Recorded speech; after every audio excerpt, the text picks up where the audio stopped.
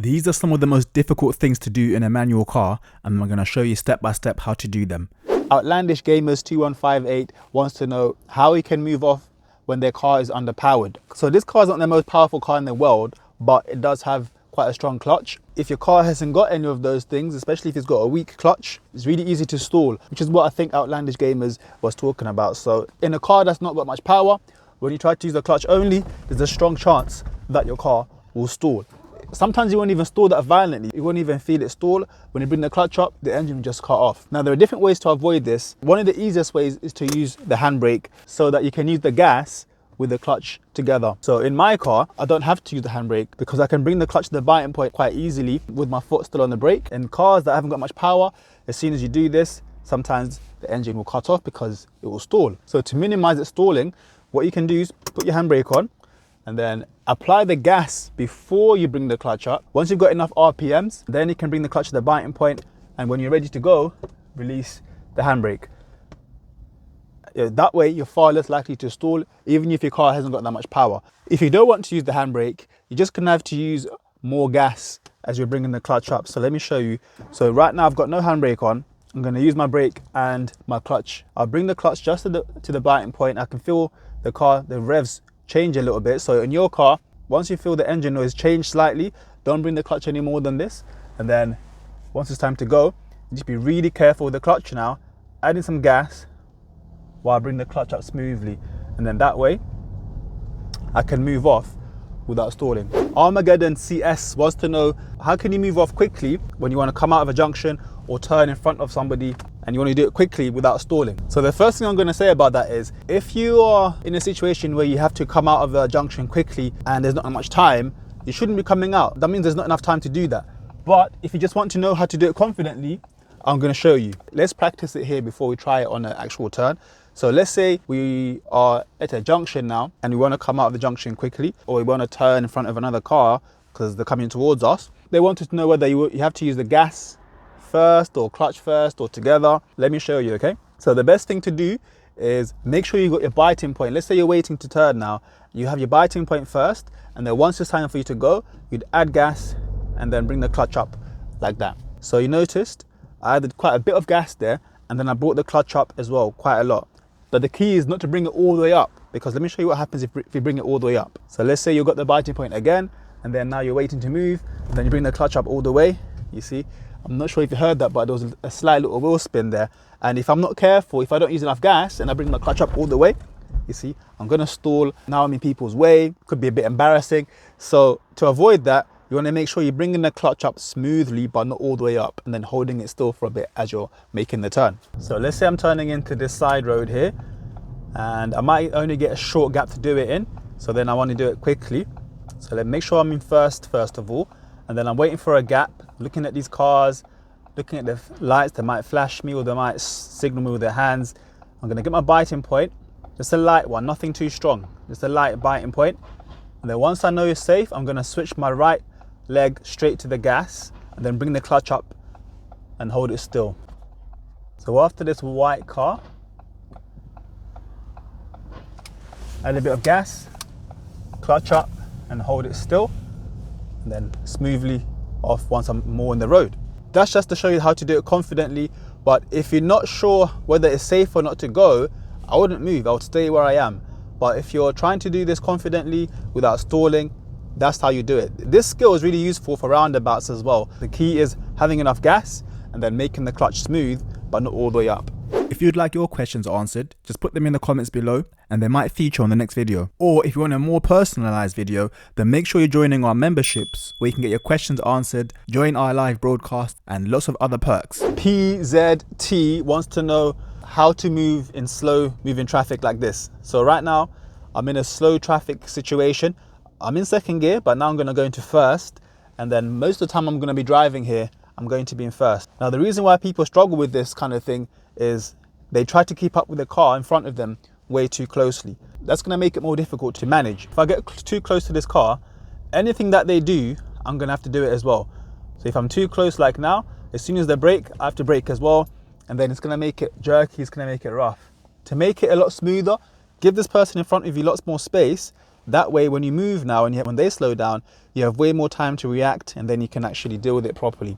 And then when you're slowing down, if you're in first gear like this, you're much better off putting the clutch down first before you brake. This is where people go wrong as well. They will brake first and then try to put the clutch down afterwards. And then watch what happens when I do that. So if I'm trying to slow down, and then if I brake first, yeah, see the car is struggling already, look at the RPMs, and then eventually it's going to stall. To avoid that, make sure you're pressing the clutch first when you're in first gear. And I've got my foot near the clutch as well. Not having it down here, but it's near the clutch, so now I can press the clutch down straight away and then brake gently. That way it's smooth. And because this traffic is stopping and then starting and stopping and starting, it doesn't make sense for me to keep going into neutral, then having my handbrake on, and then doing this again, and then doing all that. Just leave it in gear, leave it in first gear, and then when you stop, you can stop there, and then you can drive on again when you're ready. And now we're on a slight hill, which makes it a bit trickier. So this is going to be a bit harder now, because if you don't do it properly, we're going to roll back. So let me show you. So let's say we've stopped now, and then it's time to move again. If I'm not careful, see, the car's going to roll backwards. And to avoid that, I want to make sure that when I'm stopping, I have my biting point. Let me show you what I mean. So this time, once I stop, before I try to move on again, I'm going to make sure I get my biting point first. Then once the traffic starts moving, I'll come off the brake, add a bit of gas, and then smoothly off the clutch. Not too much, just really slowly and smoothly, because the traffic is moving slowly. I don't need to do it too quickly. And then once it starts to pick up speed like here, I can think about going into second, but if you look ahead, there's still lots of traffic, so it doesn't make sense going into second. Look at the gap I've got between me and this car. That way, I don't have to rush, I don't have to change gears. I can make it much simpler for myself by staying in first and going slowly. And don't be afraid to use the clutch here. Lots of people think that you have to be off the clutch all the time when you're driving, but in these kind of cases, you've noticed my foot has not come off the clutch. It's been on the clutch the whole time. Sometimes it's above the biting point, like now, but most of the time, like see the car's braking, it's back down again, because if I keep it off the clutch, if I keep it above the biting point, it's going to be too fast for what I'm trying to do. So don't be scared to use the clutch a lot, and don't be scared about burning the clutch, because this kind of driving is not going to burn the clutch. Maiden 5427 wants to know how to move on a hill once you've stopped for a second. So let's say I've stopped briefly, then I can realize I can move again. How to do that smoothly like that. So when it comes to stopping on a hill and then moving straight away again, the mistake that lots of learners make is they try to do it too quickly, or they panic because it's a hill, so they try to bring the clutch up really fast. So let me show you. So let's say now you've stopped and then you realize you've got to go. They try to do it really quickly like this and bring the clutch up too fast, and then they end up stalling. Instead, what you should be doing is getting the biting point and then taking the time to add some gas and then smoothly bringing the clutch up just like that. Not rushed. That way you're going to be a lot smoother. Even though you're trying to move off straight away, you don't have to do it super quick. You can still do it quickly without stalling. Another way to make sure you do this properly is making sure you approach the giveaway lines in first gear. Now, if I approach this in second, it's going to take me a lot longer, and also there's a strong chance that I'm going to stall because I'll forget to go into first. Let me show you what I'm talking about. Still in second, I'm not going to change it, and then I'll stop, and then the person in front of me has moved, then I try to move again. Even if I was to do it smoothly, because I'm in second and it's a really steep hill, it's not going to work. So to make it easier, make sure that you're approaching it in first. So this time I'm in second, but as I get closer, I'm going to go into first so that it's much easier to move off. And also I'm not going to stall that way. And then once I get near the top, I'm going to ease off the gas and then get into first, get my biting point, add a bit of gas. Let's say I'm trying to go now, add some more gas, smoothly on the clutch. And then now that I'm up the hill, off the clutch fully, more gas, into second gear. So that way, if you approach it in first, it's going to be much easier on the car, and also you're less likely to forget to gear down, because there's no way on a steep hill you're going to move off in second smoothly. Godwina Alston, they wanted to know how to reverse on an incline. One of the mistakes that learners make is they don't get the biting point first before trying to reverse. So like now, if I release my handbrake, you see the car's going to roll forward, and this is not really good control.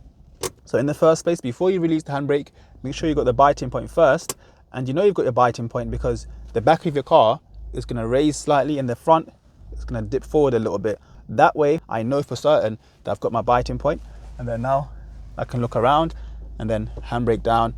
And now it's a matter of just keeping it around the biting point and then down a little bit, then up and then down a little bit. I'm also adding gas on this one because when it's really steep, the car has to work extra hard to go up the hill. And if your car is not that strong, or if you have people in the car, it's not gonna work going up the hill without any gas. So to help it out, make sure that you're adding a bit of gas as well, and then being smooth with the clutch around the biting point. And you notice when I'm slowing down a bit, when I'm trying to slow my speed down with the clutch, I'm not bringing it all the way down, because if I do that, let me show you, if I do that, let's say I bring it all the way down, the car's gonna roll forward again straight away. So if I'm going forward, if I'm going back and then clutch down, and the car just keeps going back and forth, and I'm not making any progress here. So to avoid that, when I want to slow down, I'm just gonna bring the clutch down a little bit to the biting point and then back up again. So once I start moving, if I'm going too fast, I bring it down a bit while I'm coming off the gas, and then back on the clutch, back on the biting point, up and down a little bit, and then back on the biting point. Yeah, down a little bit and then back on the biting point. Adding gas, and then off the gas as I'm slowing down. Gas, off the gas, gas, off the gas. So that's how you reverse uphill on an incline slowly.